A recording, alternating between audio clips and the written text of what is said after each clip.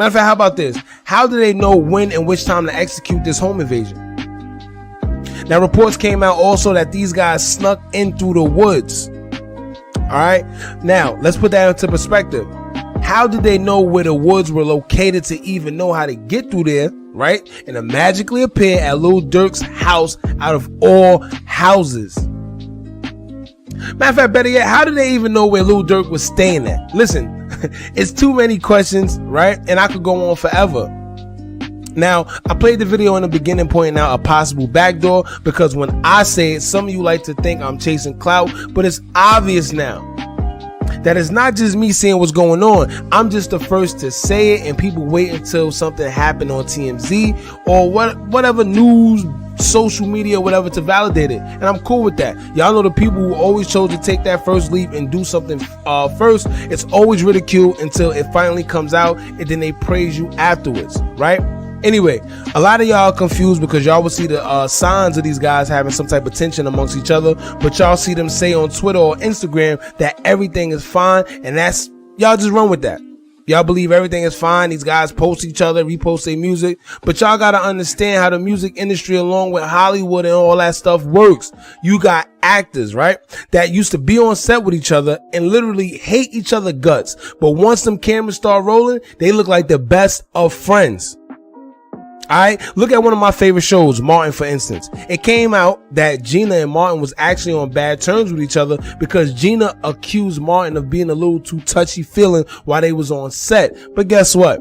Every time you seen that show, you could not tell that they was going through a personal situation like that.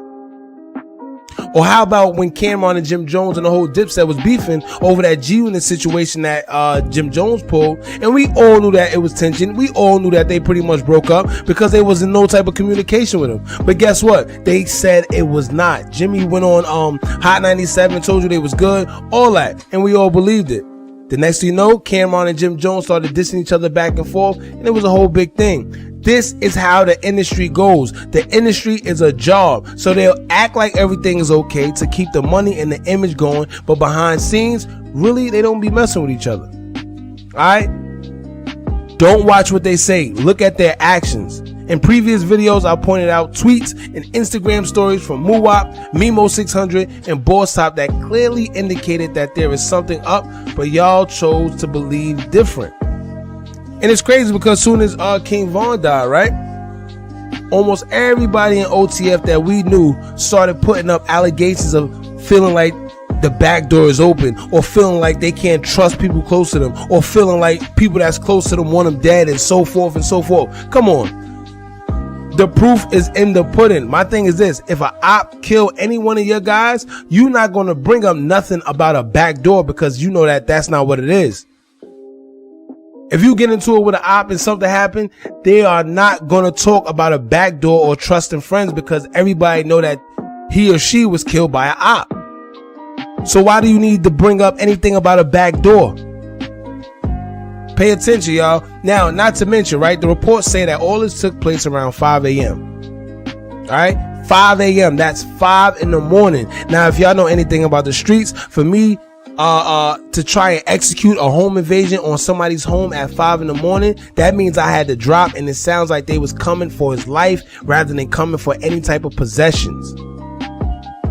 It's not like they came in sneaking and doing. No, they came in, they said they kicked down the door and they came in blazing.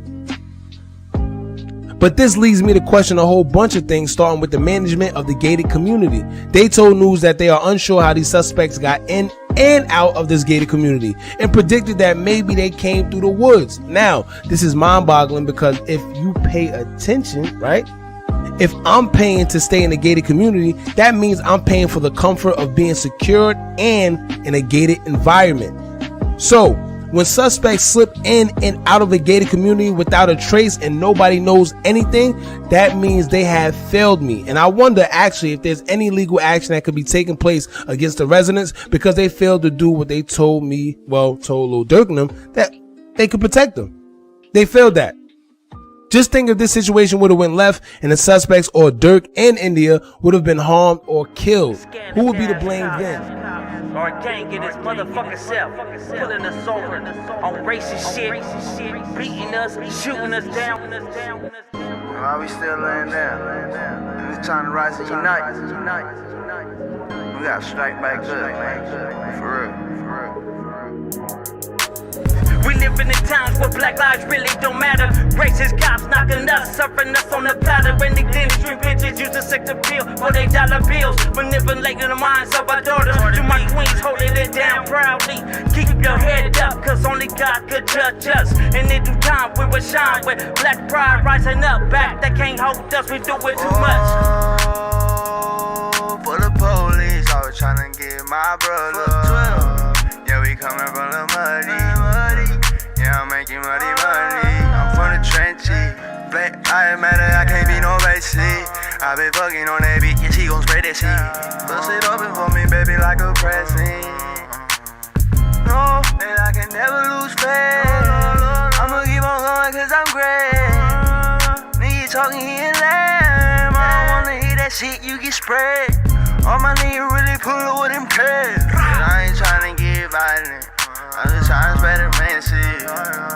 And I hope that they listen, yeah. We live in the times where black lives really don't matter.